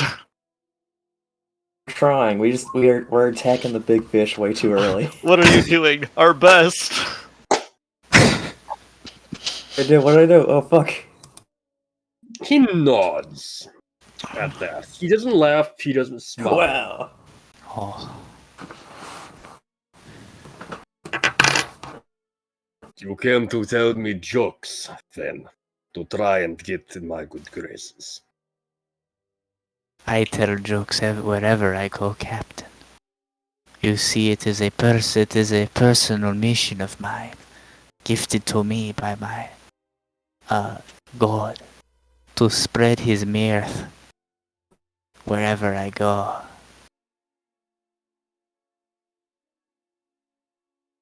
Your Did God, you enjoy the joke, Capitan? it reminds me of other times. I have no interest in your gods. Would have I? interest in serving your agenda with them. But you offer me a deal I cannot refuse. I will give you one last chance to convince me that what you offer me, I can take. Okay. Raising hand. I would like to lead. Correct me if I'm out of turn on this here. Would I be able to lead a group action, to give like a small demonstration of? I'm not super familiar with how Attune works in this, so forgive me. Is there a way to like give him a small demonstration, like a visage using Attune to like give him a visage of the powers we serve, to possibly show him that this is not just some pagan ritual we're following. This is the real McCoy. Would I be able to attempt something like so here by chance? You can, though I'm going to question right now what you think you'll be getting out of that. My intent is to channel a small fraction of. My intent is to channel a small fraction of what we serve as the Harrowed Council, to hopefully demonstrate that his religious beliefs, because he said he only serves, he only knows of one true God, to demonstrate that, again, we're not empty words, we serve greater powers, there's more to this than a simple business offer. And hopefully through that to convince him finally that this isn't just a deal that he can't refuse. There will be a great payoff in the end here because it serves a far greater purpose than a simple material transaction. Interesting. I have an idea. It's big brain time. Okay, Incorrect. quick question. With group actions, because I have a little atone skills. How how many points can we help him with? Is my question. So, in a group action, all participating members roll the appropriate skill, and whoever, and the highest roll from all of you is taken. However, every group action appoints a leader. In this case, it would be our good friend, your name. Iwaman? Katsiel is kind of leading the action, yes. Kacho. I'll call him Kacho. Yeah, it would be Kacho leading it, and each one of you who rolls a 3 or below would give him 1 stress as a result. Okay. So I'm taking Two the dice. greatest risk out of it, basically. Yeah, I'll help. He's as well. essentially, it's like, this is the best example I've ever heard of it. A group action to lead a bunch of people to sneak through the alleyways. The leader is now having to stress and strain himself to keep everyone who is not good at sneaking like he is on the right path. He's having to quickly catch people when they're taking a foot out of the shadows, when they're going the wrong way. He's hyper having to focus on him, and if people are carrying their own weight in the action, that's going to put a lot of strain on him. I got 2 dice in the tone, so that's good. Be good. All right, if you guys think this is the best course of action, you're looking at a desperate no effect. Desperate What? no effect? Desperate no effect. This is a religious man. I convince him these other things other worldly. It's fine. I will support. I'll support too. All Dice right. roll. No galaxy. Question, since I forget here. Oh, go ahead. You can push for effect. I do recall that. That's right, you can do that. I would like to push for effect. That's 2 stress. And the rest of you can also push as well for your own dice. Oh, okay. Okay, so do we have to push for effect too? Rayford, Yes. I have a devil's bargain for you. Oh fuck. What is this bargain? This is good. What is the bargain? In attuning to present this to him, you are going to receive an additional face, a image of a face you have never seen before. Yes, this is what I wanted. I was gonna suggest this.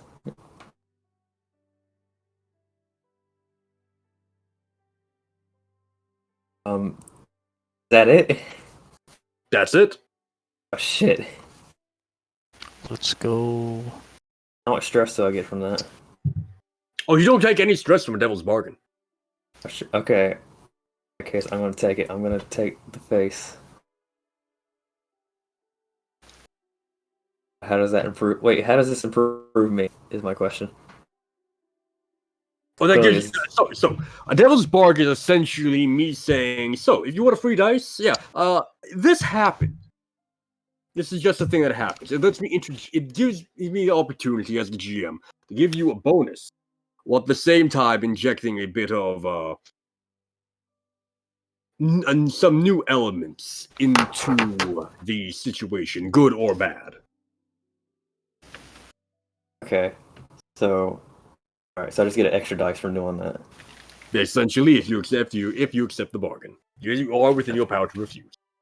I am going to accept the bargain. I'm hoping this face is just hopefully a god speaking through me. Yes. So, because the leader has pushed for additional effect, you will all be at desperately limited.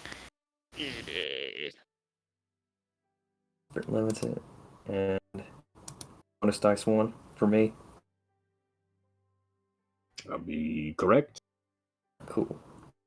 And if anyone else has push, aside from Ketchal, if Bobo, Boo Boo, Bartholomew is pushing, he will need to do so as well. Yeah. I'm pushing for my thing. Let's get the So are we up ritual to- going. So are we up to standard effect then, or are we still at limited? Limited. Okay, still Bartholomew limited. made a mistake. Yes. Yeah, ours Okay. don't. Okay, No so problem. we're all good. Yeah, so that's plus Did 2 it dice even from need- us for not getting a.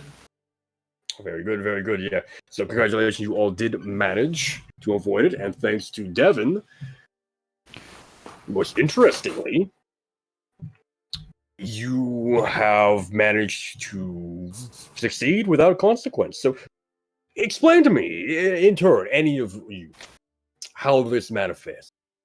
So I would imagine this would be we all kind of strike whatever pose we would all strike, and this is like this is basically a very simple channeling of the ghost field, electroplasmic energy. Words fail me. But it's meant to show a small manifestation of the Harrowed Council, like the deities of the Harrowed Council, like a very small, what's the word? Like doppelganger, like a visage to the captain, not something just that he can see, something that he would perhaps feel like a cold wind, like a cold breeze suddenly throughout the room. So, not necessarily a sees- manifestation of the gods. Not a full manifestation, just enough where he can see that it's a thing. He can perhaps feel something wrong, like telling him that this is unnatural, this isn't just empty words, these are real deities or greater beings or whatever. You know, again, it's all ghosty words. Gobbledygook. Yeah. But at its core, I think it's a very simple channeling of the ghost field or electroplasmic energy is how I would probably attempt to describe it.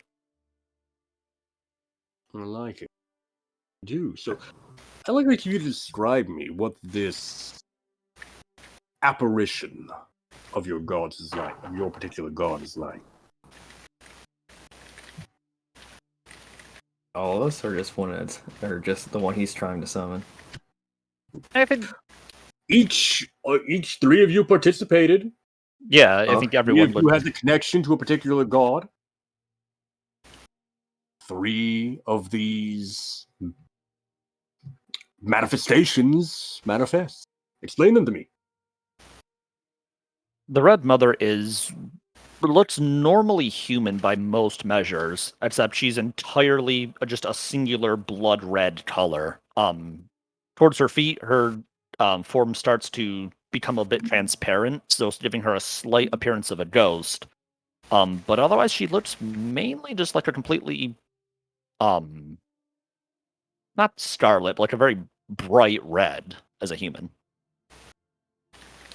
So does she physically manifest here as an apparition, or Yes. yes? Interesting. Okay. I'm gonna say Father Centarius kind of has the resemblance of humanity, but his body is more like it waves and moves with the wind, but he kind of holds his hands out and it's very stiff and firm, as to showing like I will give you something. But it's very confirming that he is willing to give. Interesting. And It's just lastly, a little I'm doubt sorry. in his.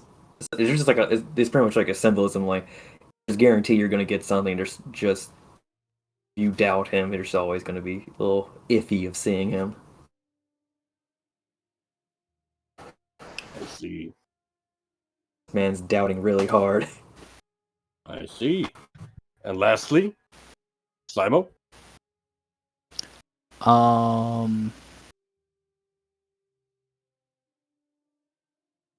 Clown. Clown. Wait, are we describing our god? We're describing our god. So, as Okay, you described okay. to me, Yeah, a yeah, yeah, manifestation of some nature of your god is in the room. Initially, you all said it didn't have to be an apparition, a avatar of any sort, but it seems to be that's the angle most of you are taking.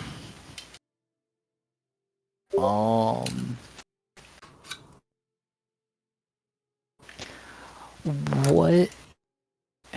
Okay, so the laughing god, as it manifests in the room, it actually is going. So there isn't any immediate apparent figure. However, the smoke from his pipe begins swirling into a tall cloud, and a low, consistent, but hysterical laughter sort of is emitted from it. And every now and again, if you look at it at the right angle between all the smoke and something, you can see just the widest, like, grinning mouth. But that's all that can be visible of it. Yes.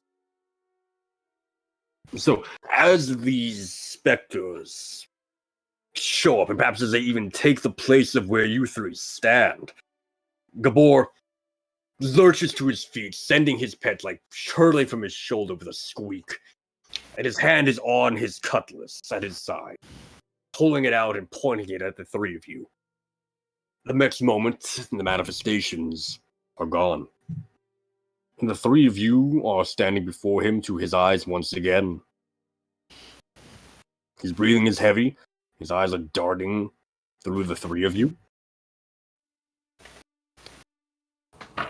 You come here with devils in your hearts. And you do not seem to be of her. Who should you be referring to?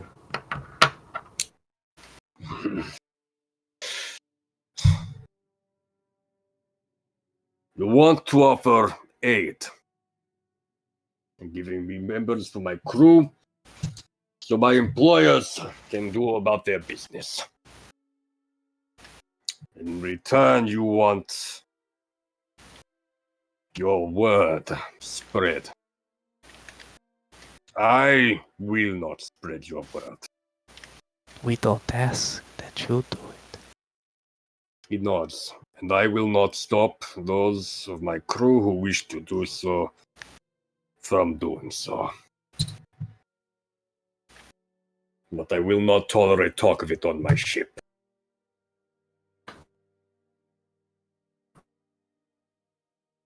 And if I learn any of you are tied to her,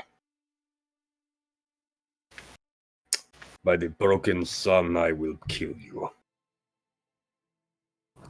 And I roll sway into trying to get him to say who she is.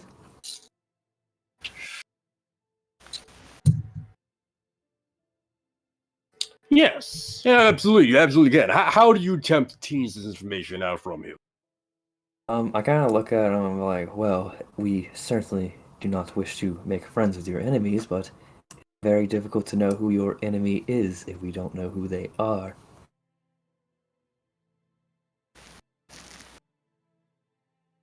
The most roundabout way of saying, like, who is she?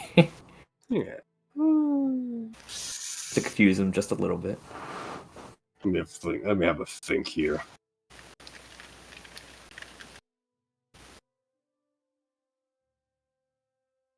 Desperate standard.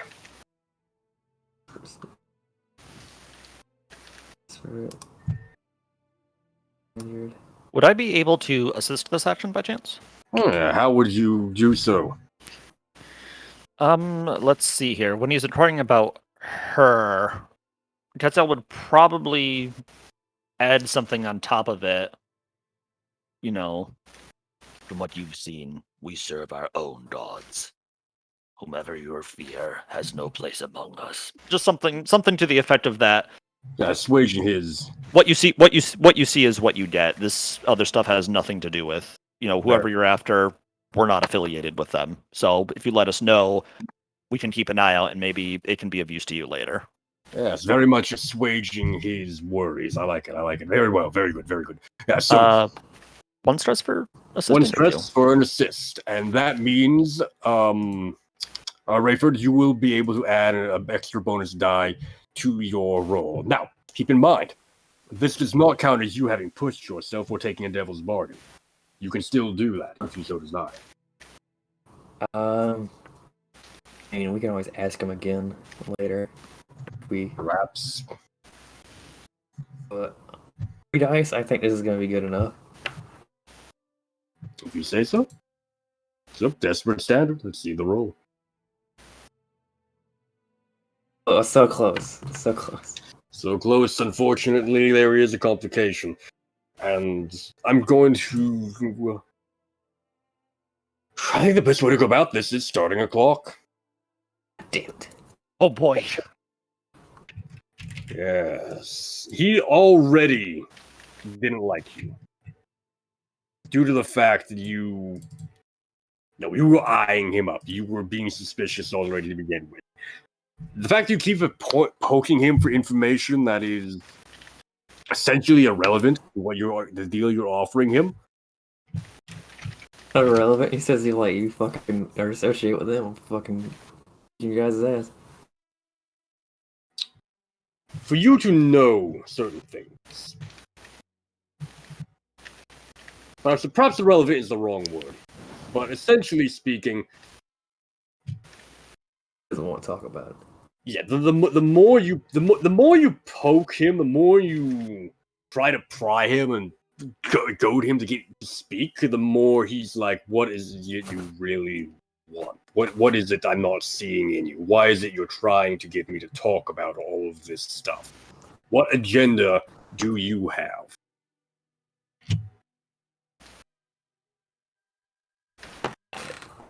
And so what he's going to end up doing here is he is going to essentially research you. He will only find good things, I assure you. If he's researching me, he probably won't. He's going to pull at his connections to try and find out about your history and who you are.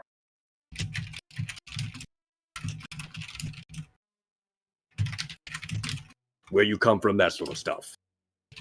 Gonna have a fun time. And I'm going to go ahead and throw 2 ticks into that now. Shit. This is a 6 clock, so it will take some more time for it to continue.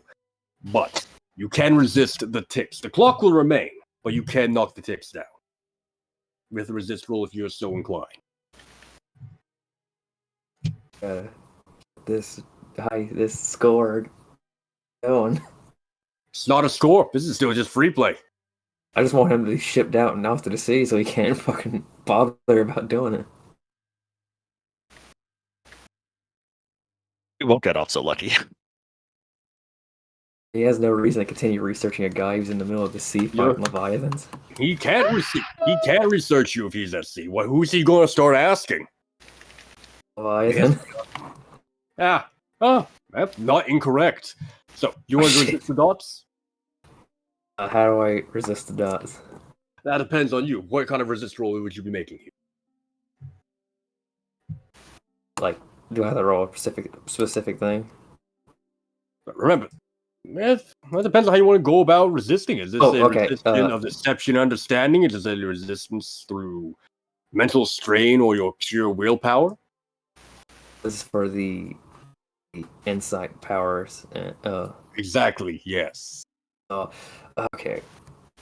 I'm going to try to use resolve and try to think of a way I can do that. I'm going to be like, I assure you, sir, that we have the utmost intentions of cooperation, because I do believe that you're a good vessel for our cause, and when you get these people onto the ship will be a very delightful task.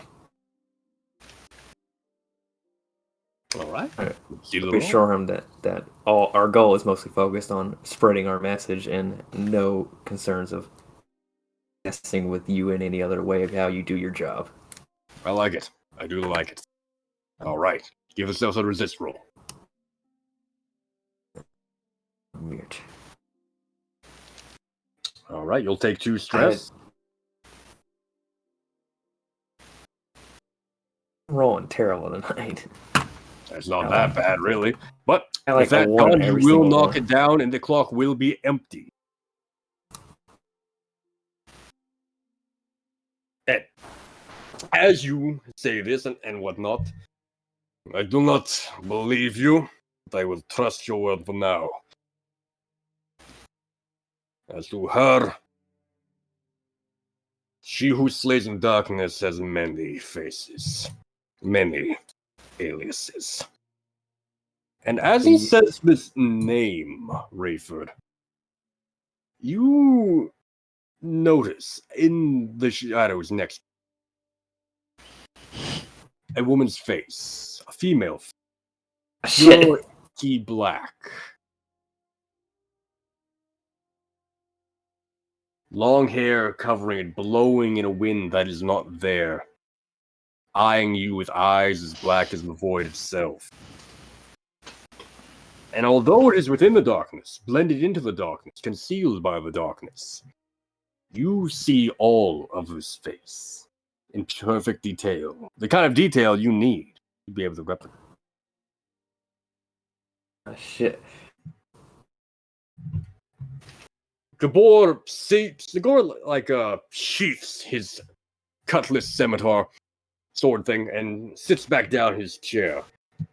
I will give you 2 weeks, because then I can no longer handle.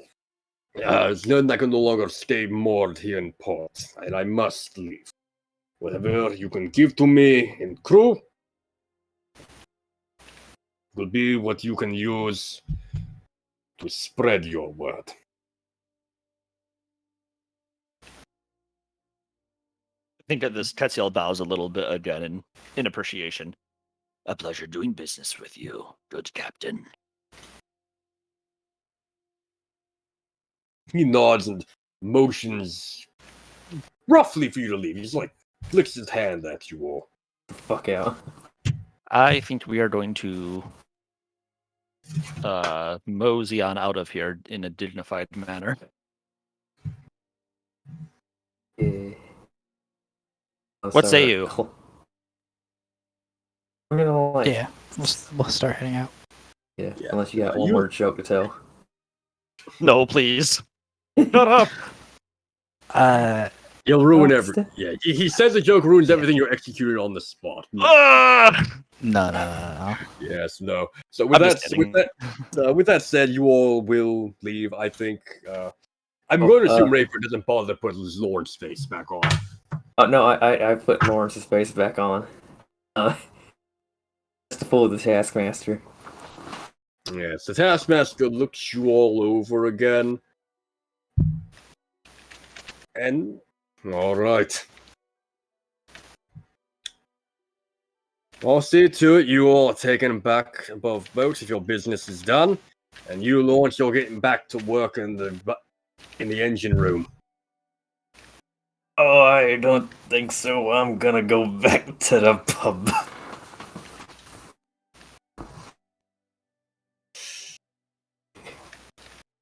He glowers at you. You step foot off this ship, and you're not going to be stepping back on.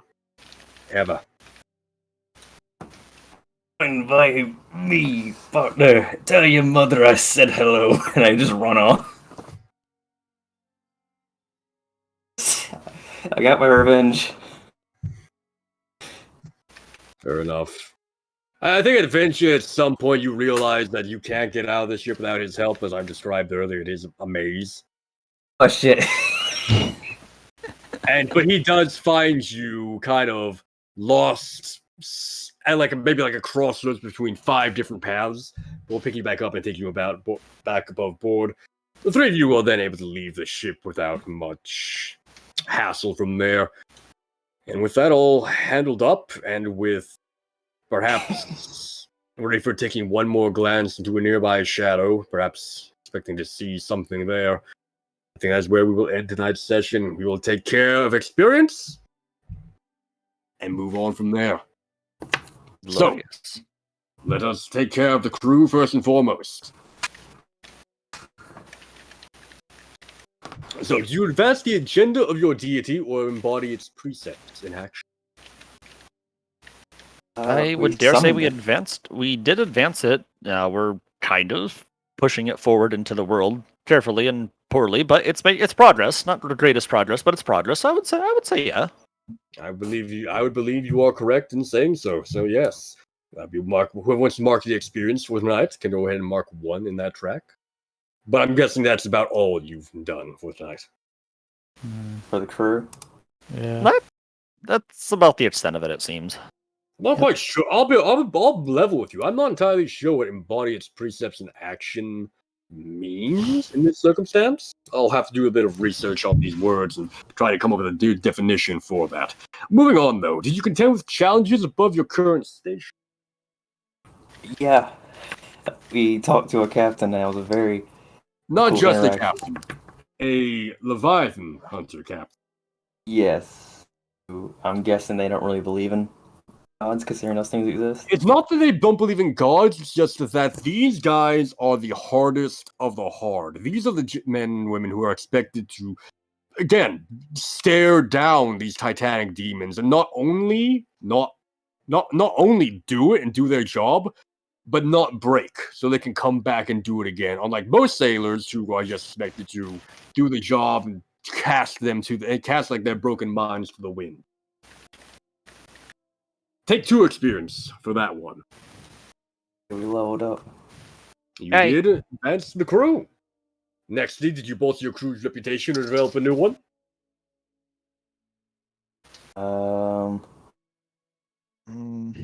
I don't know. We didn't really do the best job of putting our good foot forward. But keep in mind that your reputation is brutal.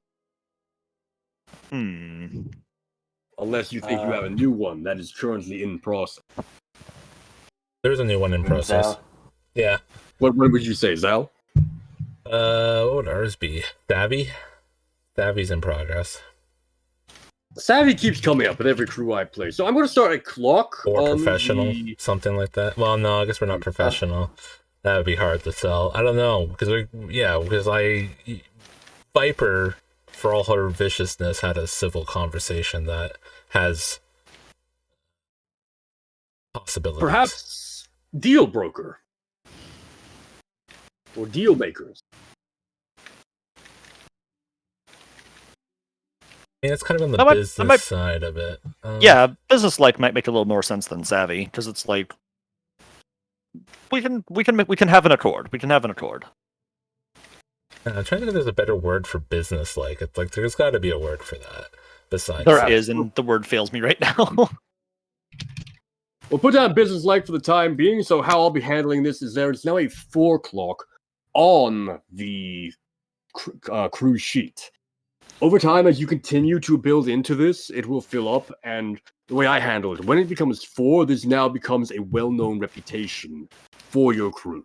It will join Brutal, or perhaps even replace Brutal, if you all think it's more appropriate for that, as one of your reputations on the streets, and people will know overall you all have this reputation. Yeah. So that would be another experience for that as well, I think, as you have begun to develop the new one. So go ahead and give that another tick. And lastly, you express the goals, drives, inner conflict, and essential nature of the crew. I dare say we had quite a bit of inner conflict there. We are trying to express all 3 gods in one meeting. We are whole, but we are also convoluted. So, and at the start, yes, so there was quite a bit of it. So there was a full 2 there. Yeah, the opening, especially with the introduction of this strange new coming member to the cult, was very good, as well as the goals and drives are very much fully on display. So, with that taken care of, let's move on to Rayford first and foremost. He is at the top of the list. Rayford. Now, you need to mark down experience for every desperate action you rolled. Fuck. And if you want to take a little time on that one, we'll come back to you at the end there. That's entirely on your own time, but we do need to keep moving. So I wanted to make sure that you were very aware that there's a reason people got excited when they were making desperate actions in this session. That's free experience. Just keep in mind that you will mark it in the track related to the skill you rolled it in. For example, your last desperate sway there would go into resolve, and only into resolve. So, I see what you mean now. Yes. Now, did you address the challenge with deception or influence? I walked aboard the ship as one of the crew members, and you snuck did? my way. Yeah. I'm pretty sure that's 2 instances of it just within the last hour. So go ahead and mark that wherever you wish. Where? Playbook. When you mark experience for completing items in your at the end of the session, you just put down that experience wherever. Like, you go to your playbook, Okay. you can go to one of the So you said- the skill trackers, Yeah, wherever you yeah. so desire. Yeah, so you said I got 2 from that, or just 1? You got 2. Alright. The most you can get. You express your beliefs, drives, heritage, or background. I don't think so. I mean, besides religion. I mean, guess I kind of said, like, the guy I was copying wasn't a very nice man. I just pretty much saying, like, hey, he was an asshole, so I kind of believe certain people don't deserve to have certain things. But that's a stretch, so I'm going to say no. All right. And last, really? Huh. I mean, I'm Okay. trying my best not to pick religion as the easy choice. That's fair, I suppose. Did you struggle with issues from your vice or traumas during this session? No, I don't think so.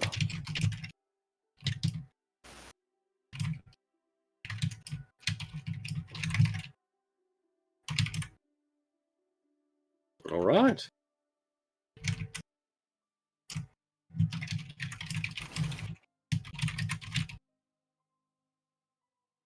Next, we have Songbird / Viper. Valkyrie. I took 3 in total. I did the cunning. I dealt with it. Well, it was sort of a challenge with audacity or cunning. I think making the deal was the cunning part. Adding to affiliations and factions for our future. And then a couple on beliefs, drives, or heritage or background based on our conflict with the new person. And I'd still say like the rest of the interaction in the bar somewhat before and during the conversation with Clara. Yes, very good, very good. Next, we have Ketjal. Oh, you were done, correct, Zal? Yep. Yes, very good. So, continuing on our speed run, we'll go to Ketjal real fast. Yes, I am he. I think I only had 1 desperate action, which was the attune roll, and I did mark that down. Very good, very good. I can see that. Do you address the challenge with knowledge or arcane power? Yes, channeling spirit energy at the end there for the captain. I believe that would count as a solid 1.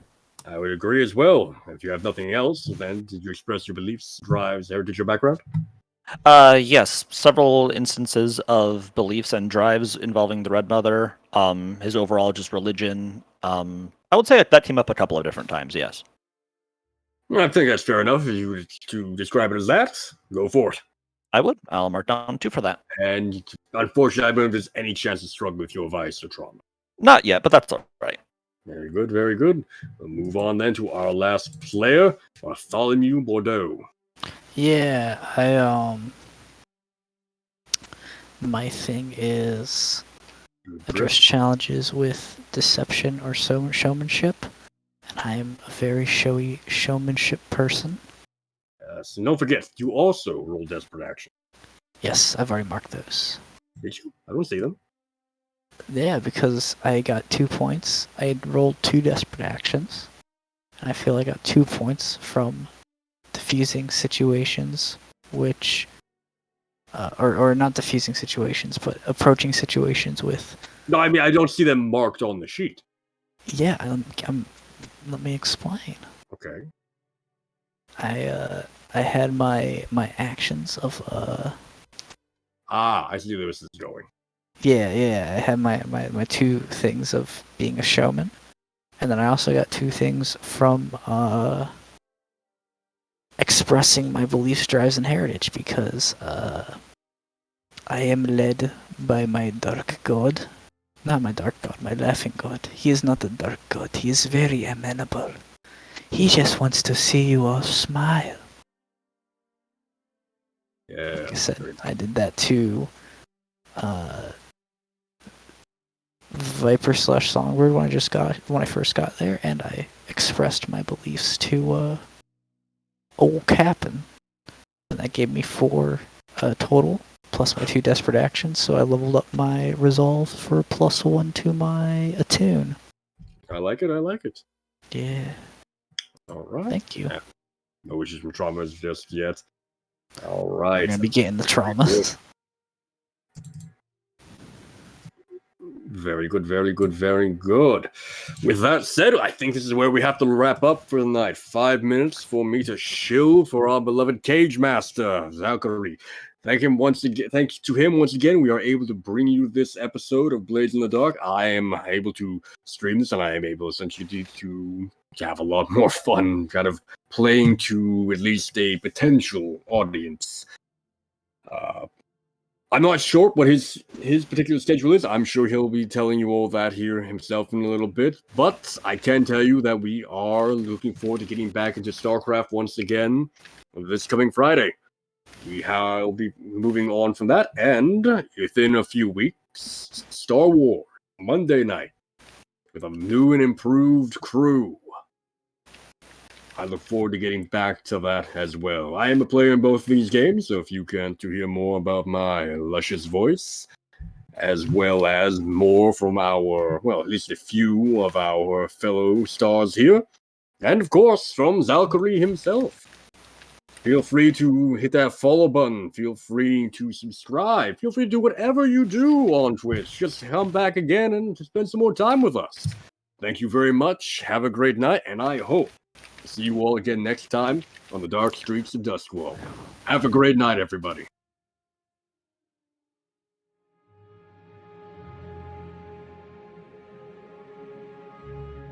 And that'll wrap it up. He was actually going well, and I decided to let him run with it. I wasn't going to give him that long initially because him and his brother just go on and on and on. But it's fine, it's good. If you can even hear me over the music, I'll bring it down a little bit so you guys can hear me a little bit for a moment. Thank you all for being here. Follow if you haven't. If you appreciate what we do here, want to see more of it, don't forget to potentially drop Prime Gaming or sub or bits. We all appreciate it. It helps me continue to do this. Otherwise, I probably might do some more, either again, some Final Fantasy or Battlefield tomorrow, kind of whatever I'm in the mood for, just to kind of chill on a Thursday. And then I'll let them all out of their cages again on Friday for probably StarCraft, unless things go wrong. Aside from that, you guys all have a pleasant evening.